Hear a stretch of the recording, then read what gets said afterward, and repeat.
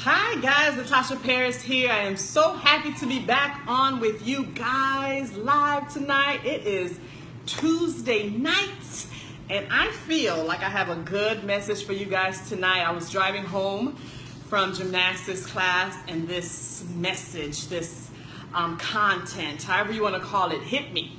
And I feel like, somebody needs to hear it tonight. So if you're coming in, we're having Marrige Talk tonight, okay? So if you're coming in, just go ahead and tell me where you're watching me from. I would love to interact with you and give you a shout out tonight. So don't be shy, don't be a ghost. Let's have fun tonight and have some marriage conversation. Hey, Marla Williams in the house. Hey, Jean. Okay, guys. All right, come on in, come on in, come on in. I just want to welcome my replay viewers, anyone who's catching this on the replay.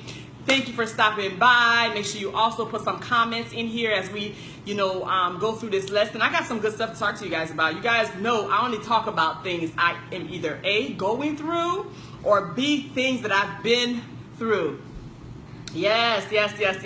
So we are going to talk about some marriage stuff tonight, you guys. So if you're on here and you're married, I would love to know how long you've been married. Okay, so I know who I'm talking to tonight. Hey, Camille, welcome back. Camille was on Natasia's live today. Natasia had a very good live tonight. Well, it was earlier this evening. So welcome back. So if you're on here, you're married, let me know how long you've been married. Okay, tell me how long you've been in the game, because this is no joke. Okay, marriage is no joke. I think a lot of people think that it's a game, but it's not. It's not. It's true. It's really. Marriage is gonna basically 3 years. That's awesome. 3 years is amazing. Okay, 3 years is awesome. You're at a beautiful stage in your marriage right now. 3 years is amazing. 9 years. What's up, Joe Vine's in the building? 9 years. Okay, pull up your spouse. We're gonna talk tonight. We're gonna talk tonight about marriage. I'm passionate about three things, you guys. I'm passionate about family. Four things. I'm passionate about family. I'm passionate about marriage. I'm passionate about parenting, and I'm passionate about purpose. Okay, and I'll talk a little bit tonight about purpose. Yes. Okay. Another one. Kiara has been married 3 years. Come December 21st. So congratulations, you guys. If you're in the early stage of marriage, this is great. This is a great topic for you guys. Just to let you guys know my story, I've been married 21 years. I married my high school sweetheart. We married at a very early age, at 19 years old. We literally graduated in June, okay, of 1995. The following month, we got married. Even the year before we got married, our senior year, check this out, okay? Our senior year in high school, we lived together. Like, we both left our parents' house, moved in together, so we had to go through our senior year of high school together, just trying to work out a lot of stuff. We weren't even, we were like kids, okay? So, Alex and I made a lot of mistakes in our marriage. We learned from them. We grew from them. We're still growing. We're still learning. So I love to come on here and talk to you about, some of my learns, some of my failures, some of my wins in my marriage. So we're going to get right into it. So the title tonight, okay, if you have not shared this, yes. You're so sweet, Joe Vines. Look at you. Thank you. I have secrets for that as well. Hey, Heather Brock. Thank you for joining.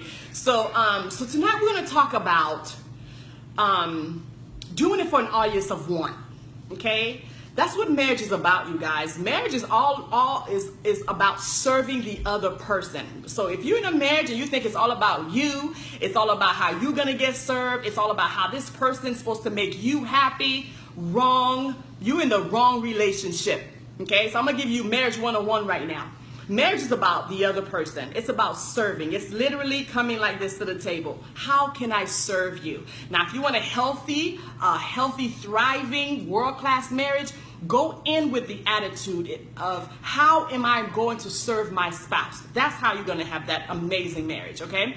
So tonight, hey Zatara, so tonight we're going to talk about, I'm going to give you 3 points about what you need to do to have a successful marriage, okay? I've been able, by the grace of God, to, my husband and I have been together for 21 years, and I'm telling you guys, it's been by the grace of the only mighty God. I'm telling you, I could testify to that, because You know, without God, I don't know if we would have made it, seriously. Because at some point in my marriage, either I didn't want it, but my husband did, or my husband wanted it and I didn't. So it was always this back and forth with us, you know. Another point I could tell you real quick is, in a marriage, there always have to be someone fighting for it. Okay, that's why divorces happen, because someone has given up. If both parties give up, then there will be a divorce. But if there's always one party trying to fight a little bit, and that one spouse is trying to hold in just a little bit, it can work. Okay, but if both parties are have given up, they're not trying, you will find yourself in a divorce. Okay, so the 3 points I'm going to give you: you must be ready to die and die daily. That's what marriage is. It's a slow dying of, and I'm not talking about a physical death, but I'm talking about more like a dying of self. Okay, that means you have to already master this thing called humility. Yes, until the fight. Yes, fight until the finished by faith. Yes, you have to. Let me tell you something. It all has to be with faith. Seriously, just what Camille said. But marriage is the first point I want to tell you guys. It's all about a slow dying to yourself. Like, you have to master humility. Okay, you have to understand that it's really about, trying to please the other person. Because if you in it thinking that, you know what, this man has to serve me, or this woman has to serve me, this woman has to give me what I need, this man has to get, and you all selfish, it's all about you, you're self-centered, there's going to be problems, okay? And that's how it was with me. I just felt like I needed my husband to do this. I needed my husband to do that. If he wasn't doing this, and, we had these problems. But the whole time, you guys, it was me. Like, it was me that I needed to fix. It was me, it was myself that I needed to work on. And I'm telling you, after a good 10, this is why I love to come on here and share this, because it took me so many years to get this. It took me so many years. If I would have got this at year 3, like Camille and Kiara at year 3, if I would have got this right here, my marriage, all the stuff that I went through, I probably wouldn't have had to go through it. But I didn't understand that it was really all about serving him and working on myself. But I took all the time trying to change that man. I spent so many years trying to fix him. Anybody been there? Put me. If you've been in that situation, thinking that you're gonna go in this thing, I'm gonna fix this person, because this person have all these issues, and it is my job, because the Bible says I'm his helpmate. It's my job as a wife to fix him. No, it's not.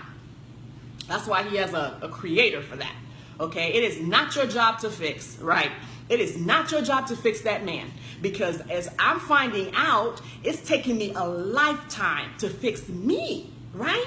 It's taking me a lifetime to figure out all the stuff that's in my head. Amanda, a whole lifetime. So I can't spend, my life trying to fix another human being.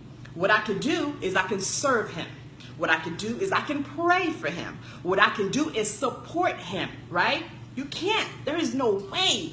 It's like we're broke up in millions of pieces. Okay, so imagine trying to fix a person. It's going to take your whole lifetime trying to put a person that's broken to a million of pieces together. It's not your job to do that, because guess what? You're broken up in a million of pieces, okay? You have a whole bunch of stuff that you need to get together, okay? So focus on fixing, working on you. Man, I'm telling you guys, when I switched my mindset in working on me, figuring out, yes, when I figured out how to work on me, okay, Natasha, what is your purpose? All right, why are you here? Man, I'm telling you, stuff in my home started to change when I left that man alone. I literally said, get your life. Go get it. You know what I'm saying? Whatever it is that he was trying to do, okay, go ahead and do that. And then I started putting the focus on me, right? I put the focus on me. And when I did that, I left the man alone, right? And I started working on me. I started to figure out, okay, what is in me that I feel like I have to change that man? Then I found out, oh my gosh, I'm dealing with a lot of insecurities, right? I'm dealing with a lot of issues within myself that I didn't even deal with when I was a child, right? And then I started fixing myself, right? I started working on myself. I started loving myself and left him alone. And then he started seeing that, and guess what he did, guys? He started, hey husband, he started working on himself. And us Even though we're one, but separately, we can work on each other, on ourselves individually. So that's what we did.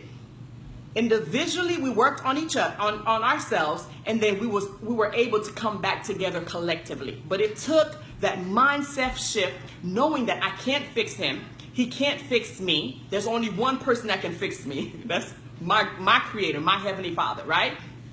Point 2, be quick to say I'm sorry. My husband can tell you, okay? The beginning of my marriage, I was one of the most prideful wives that you could ever meet, okay? Like, if my husband and I got in an argument, I would shut down for days. When I said shut down, I mean shut all the way down. Like, don't touch me, don't talk to me, there's no conversation, I'm not cooking for you, nothing. Like, I'm not washing your clothes, I'm gonna separate my clothes, I'm gonna wash my clothes, you wash your clothes. That's not how you do it. That's not how you do it. Marriage takes a lot of humility. You have to be willing to say I'm sorry first. Even, check it, even when you're wrong. That's where that humility comes from, because we're always looking for an apology. But listen, God is never looking to see who's right or wrong. God is always checking about your heart. He's checking about your motives. What is your heart looking like on the inside? Right. Oh, what? You're a good man. That's awesome. So he's always checking at the heart. He's not looking to see who's right or wrong in that marriage, in that relationship. He's checking, how did you respond? Because you can't change how other people treat you, but you can change how you respond to how they treat you, right? So if Alex does something to me, okay, and this is not back then. Now I'm, like, I feel like so convicted, like if we're not talking or there's like this silence in the house, I'll be like, listen, I'm doing this for the audience of one, okay? I'm sorry. So be quick to say you're sorry. And once you do that, whatever your spouse does with that, that's between him and his audience of one. But between you and your audience of one, always be the first one to apologize, even if you know that joker's wrong, right? Just be say, you know what? I'm sorry. Did that cost you anything, right? Did that cost that point 1, right? Point 1 was about dying, right? Let me tell you something. In a marriage, when you are dead, you can't. Can a dead person feel anything? No. When you're dead, you can't feel nothing, right? So when you say I'm sorry, okay, you're sorry. Tell him you're sorry. Tell her you're sorry, and move on. Marriage is hard. Yes, marriage is not easy. Marriage is work, guys. I'm telling you, if you want to know the type of person you are, get into a marriage or a relationship. Because when you're in a marriage or a relationship, you're going to find out your integrity, okay? You're going to find out, if you're a humble person. You're going to find out if you're a respectable person. A marriage or relationship will tell you that, okay? Hey, Aaron. Yes, always be the first one to apologize, because it's not going to cost you anything. And when you apologize, don't say I'm sorry just so you can be the first one to apologize. Anybody guilty of that? Because I've been guilty of that. But sincerely apologize. Like, say, you know what? If I did anything to, hurt you, I'm sorry. Like, if I responded, wrong to you, I'm sorry. And sometimes it's just clear your heart, because I don't know about you guys. I'm just at a point in my life, I'm going to be 41. Oh my God, I'm going to be 41 this month, you guys. I'm going to be 41 this month. I'm just at a point in my life that I don't have time, for drama. You know what I'm saying? For that rift, that you feel when you're not talking to a person. So as soon as I feel that between my husband and I now, even after being married for 21 years, it's like, listen, like, I have work to do. Like, I have a purpose I'm trying to get to. Like, I want to live out my purpose. So I don't want to argue with you. I'm sorry. You know what I mean? Like, how can we rectify this situation? So be the first one to apologize. And that audience of one, I'm telling you, he'll be so happy with that, and do it from your heart. The third point, guys, and I've already talked about this again, but I'm going to reiterate, is do it for an audience of one. Okay? Always know that. I don't know what your beliefs are. I'm a Christian. I believe in God. Okay? And I believe that, he's watching everything that I do. He's watching how I treat my husband. He's watching how I respond to him. He's watching how, when he tells me to do something, I'm rolling my eyes. All of that, he's watching everything, and he's literally taking notes, right? Joe Vines, all right, have a good night. And he's literally taking notes. So guess what? Once you're doing it for an audience of one, that man can do whatever he wants. Say, okay, I'm in it to win it. That's where I am. At that 21 years of marriage, guys, I'm at the point to where, you know what? I'm gonna get a crown for this marriage. Because I've survived through so much in our marriage. At this point, I'm doing it for an audience of one. Like, I wanna please my Creator. I wanna let him know that, listen, I fought a good fight in this thing. I held on just like you told me to. And here I am, because I'm doing it for, now it's bigger than me. Like, my marriage now is bigger than me. It's not even about me anymore. Like, I've literally put myself to the side. I put my feelings away. And I said, you know what? It's about an audience of one. So I encourage you tonight. I don't know who I'm talking to, but I encourage you tonight, as you in your marriage, make sure you in it to win it. Marriage is not like you trying on a shirt. You know what? This one don't feel good. This one's too tight. Let me take this shirt off and let me try another one. That's not what marriage is. Marriage is you in it to win it. Okay? You made these vows. You made a commitment. Now put on your gloves. Get ready. Because it's not easy, right? It's not easy. And once you go in with the mindset, like, I'm doing it for the audience of one. I'm in it to serve this man. I am going to walk in humility. I am going to apologize first. Then, I'm telling you, the blessings will come. It'll rain down. It will rain down. Because the whole time, guess what? Your audience of one, he's literally like this. Oh, I see. I see how Natasha's handling it. Like, he's taking notes. Yes. That's right. Any relationship, Lana. Absolutely. Absolutely. What's the last point I want to share with you guys? Do it for the audience of one. That's basically that at this point in here it is. Sorry, I just came back. In your relationship or in your marriage, imagine, okay, if this is the very thing that you have to get past to get to the next level. Imagine if you quit. Imagine if you have that attitude, and you having that attitude can be that very thing that's keeping you from going to the next level, right? So guess what? My purpose is so clear. My mission and your mission should be so clear that you're not going to let anyone get in your way or anything get in your way to get into your purpose. And a lot of times, this is what I did for years. I can tell you, I got lost in my marriage. Right? My marriage became for me a distraction to my purpose. And that's why I love to talk about purpose, because, sometimes we get so caught up in your spouse or that your wife or your husband, and you literally, your purpose is sitting on the shelf waiting for you. But yet you're so lost in this other human being, you can't even walk out the things that you're supposed to. You can't even work in the area you're supposed to work in, because you are wrapped up, caught up in your marriage. And so I'm telling you, if you go in it to serve, if you go in it with humility, if you go in it knowing that you in it to win it with the audience of one, doors will begin to open. Your children, and I'm telling you, this is what I'm living right now. After I made that decision about 4 years ago, to do it for an audience of one, your children will begin to walk in their purpose, right? Your purpose, your clarity will come into your life, but you have to get to the point to where you let that man go, not like let him go, but let him be. You know what I mean? Like, let him be. Leave him alone, because he has to figure out, or she has to figure out what they need to do. It has to be their, this is what Satara and I, we were talking about this the other day, because this is what happens. They're going through their own storm, right? They're going through their own storm. They're trying to figure out their purpose. They're trying to figure out who they are, and we do that. That's what life is, And so what happens is, when they're in their own storm trying to figure out their stuff, trying to get rid of some stuff, we jump in the storm with them, right? And then we're all both like this, going in the whirlwind. And that's called a distraction to your purpose, okay? So don't get caught up in their storm. Stay out of their storm, right? Watch and pray, okay? Be a master of that. Just watch them, serve them, love them, respect them. As you stay back, allow them to go through their storm. And then, when they're ready to come out, say, baby, I was right here waiting on you. I'm here. you know, but don't get distracted. Don't get caught up in their storm. And this whole time, years I missed. Years, because I got caught up in Alex's storm. And sometimes he got caught up in mine.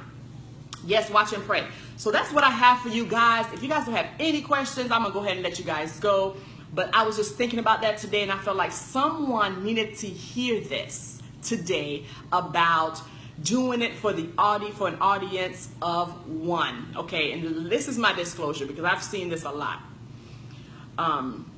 2 reasons I would tell someone, you know, not to really leave their marriage, but to really, you know, consider praying about it, okay? If you're being physically abused, okay, I don't recommend you stay in that relationship or a marriage. I just don't.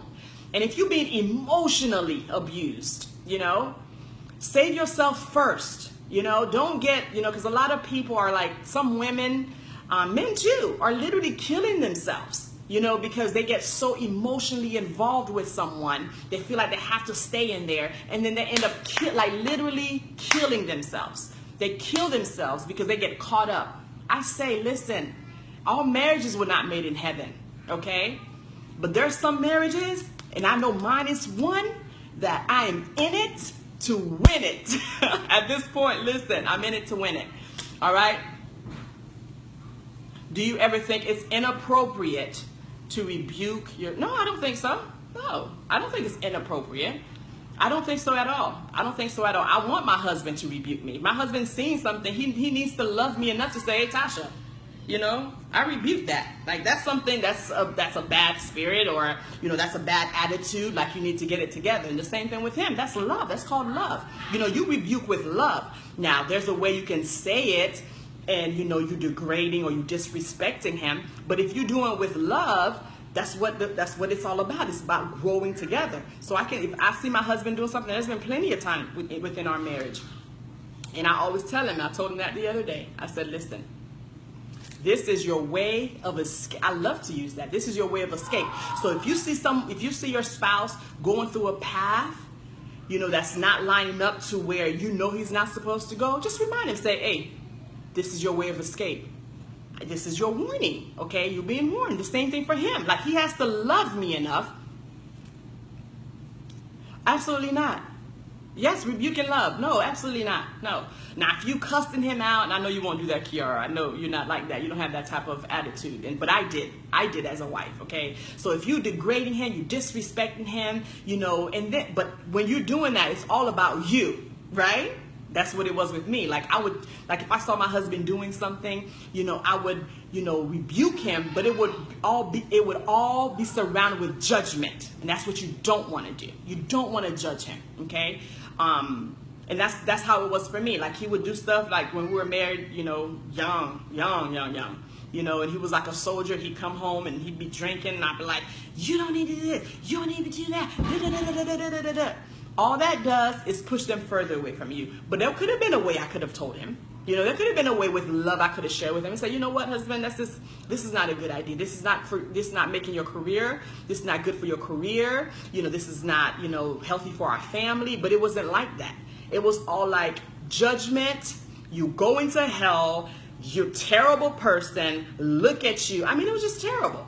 So yes, you can rebuke your spouse with love. Always start it with love, give him the rebuke, end it with love, okay? Because men, I don't know if I have any on here, I don't know if they're testifying to this, but men are very sensitive, you guys.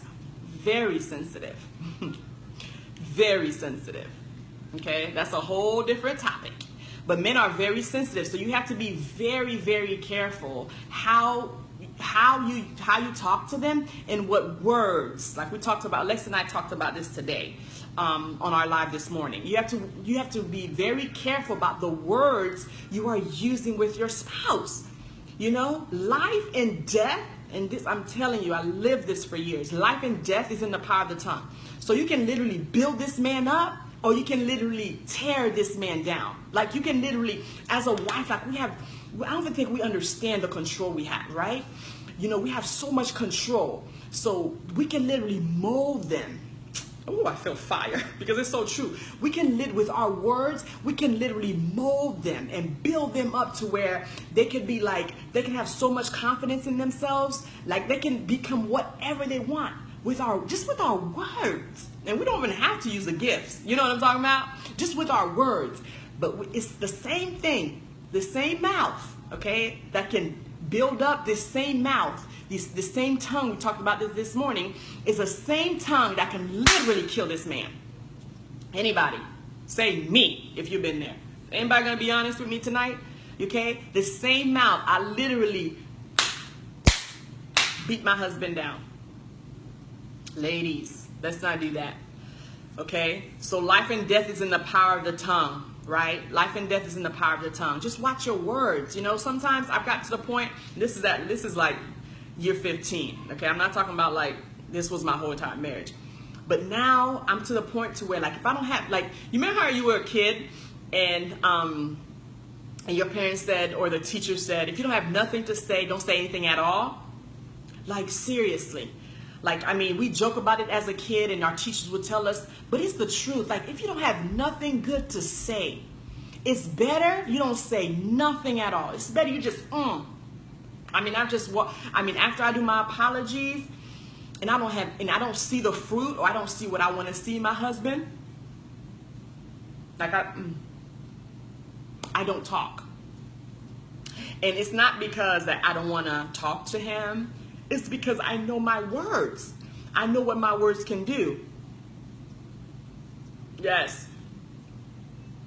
Yes. Absolutely. So now I've learned just not to say anything. Because I know me, right? As women, right? We get to talking, we want to say, okay, let me just tell you this one thing, right? Let me just get this one point across. And you start getting this one point across before you know it. It's like you don't talk for hours. I don't know about your husband, but my husband literally, like, tones me out. Like, he will literally, my husband's not a talker. Some men are like talkers. My husband, he'll say 5 words and he's done with you. Like, he's finished. And I'll sit there and talk like I can talk for hours to him. And I'm like, giving it to him, right? Or so I thought, right? And he done tuned me out. Like he don't even hear me. So ladies, I'm telling you, your words are powerful. The same mouth, right? You can build him up. Is the same mouth, the same tongue. You can literally kill this man. And so if you want to get this man to do what you need to do, build him up like crazy. Okay? Build him up like crazy. When he walks in the door, already just start speaking positive words over him. Just start saying, oh, husband, you know, you're such a great husband. You did such a great job today. I am so super proud of you. Oh, my gosh. You know, just start speaking positive things. Even if, okay, here's the thing. Even if, and this was my thing. This was the mistake that I made. I wanted to see it before I spoke it. Speak it before you speak it before you see it. Okay? Already be speaking it before you see it, okay? Speak those things that are not as though they were, okay? So already be looking at your husband like the husband in your mind that you want this great man. Already look at him as he is that great man, and then speak that to him, okay? And I'm telling you, ladies, if you're able to do that, and I'm not saying it's easy, right? And sometimes it's not going to be reciprocated. You're not going to be getting that. But guess what? It's okay. Because guess why? You're doing it for an audience of one. Okay, so if you plant that, that's why I titled this that. That's why I titled this topic this. If you do it for an audience of one, you will always win. Even if he doesn't give it back to you, right? Because I don't know about you guys. I don't have a husband that compliments me all the time. You know, God bless him. You know, he has other gifts. That's just not his gift. So I learned that early on in my marriage. And so what? Guess what I did? Hey, Gina, I have just learned to build my own self up. I have just learned to know who I am. So if my husband don't reciprocate me building him up or giving him compliments or encouraging him, if he does not give that to me, I'm already secure in who I am. Okay? And you should be too. Don't, even your spouse, don't rely on anyone to tell you who you are. Nobody, not even your spouse. Already be so secure in who you are. If he gives you a compliment, that's extra. Thank you. Yeah, oh, that's awesome. You know, if your husband gives you a compliment or he encourages you, that's just extra, okay? But be so secure in who you are that if somebody pays you compliments like, oh my God, they told me I was great. Oh my God, they told me I was beautiful. I already know that. You know, I already know you're beautiful. I already know you're great. I already know you're an amazing person. So when someone else gives you that compliment, you're not so like, oh, and then when they don't give it to you, you're falling apart. Anybody? Anybody? Anybody? Anybody? That was me, guys. I needed it. I needed to be fed. Why? Because I was so empty on the inside. I needed somebody else to tell me I was, you know, great, or I was special, I was good looking, or whatever it was, right? So I'm telling you, work on you. Leave that man alone, okay? Build your own self up, and when he does pay you that compliment, thank you, okay? I know. Thank you, sir. Yes, thank you. I got it. Thank you. You know, but always, yes, Anna, me too. You know, but always be walking in the overflow of compliments. You know what I mean? Always be so secure in yourself that, you know, when he does, thank you guys for all the hearts. So when he does compliment you, thank you. Okay? Does anybody have any questions for me before I jump off? I was about to jump off. Somebody asked me a question. So does anybody have a question for me? We're talking about an audience of one. Hey, Sheena James. I'm about to jump off. You about to jump on, girl. Yes, we're talking about doing it for the audience of one in our marriage, and how you need to stop worrying about that man, or stop worrying about that woman, and just do it and serve. Yes, be your own mirror. Absolutely. And serve that person, doing it for the audience of one. All right, you guys, I love you. Does anybody have any questions? I don't want to miss anything before I hop off. If you've not connected with me, send me a private message. Send me a private message. If you have any topics you want me to talk about, or any topic you would love for me to do on marriage, I think I'm going to probably start doing more on marriage on here. You're welcome. Thank you, Lana. I'm going to be talking a little bit more about marriage, a little bit more about relationship on here for you guys. So I love you guys. Thank you so much, and have a blessed night. Bye-bye.